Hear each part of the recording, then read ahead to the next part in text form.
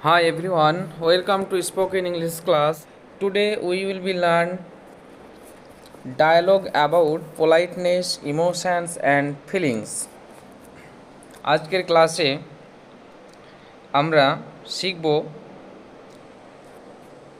ভদ্রতা, আবেগ, অনুভূতি বিষয়ক কিছু ডায়লগ বা বাক্য। So let's get started. First on, it's so nice of you. সত্যি আপনি দারুণ লোক। সত্যি আপনি দারুণ লোক। It's so nice of you. Next, you deserve this thank. এই ধন্যবাদ তোমার বা আপনার পাওনা। You deserve this thank. I am fond of you. তোমাকে আমার ভালো লাগে। I am fond of you.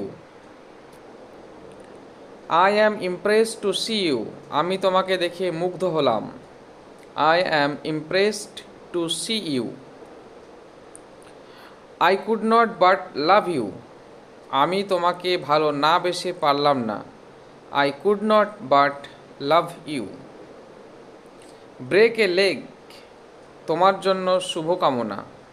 Break a leg. Will you be my friend. তুমি কি আমার বন্ধু হবে।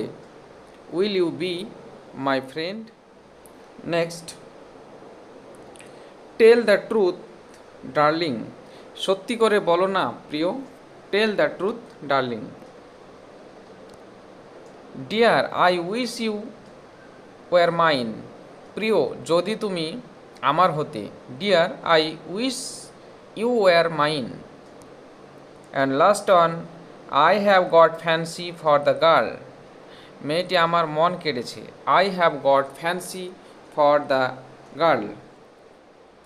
এখানে গার্ল এর পরিবর্তে আমরা যখন যেমন প্রয়োজন তখন তেমন বাক্য বলতে পারি, যেমন I have got fancy for the man. লোকটি বা মানুষটি আমার মন কেড়েছে।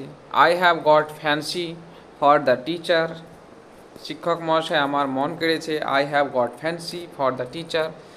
সো এই ধরনের বাক্যগুলো আমাদের প্রায়শই ব্যবহার হয়।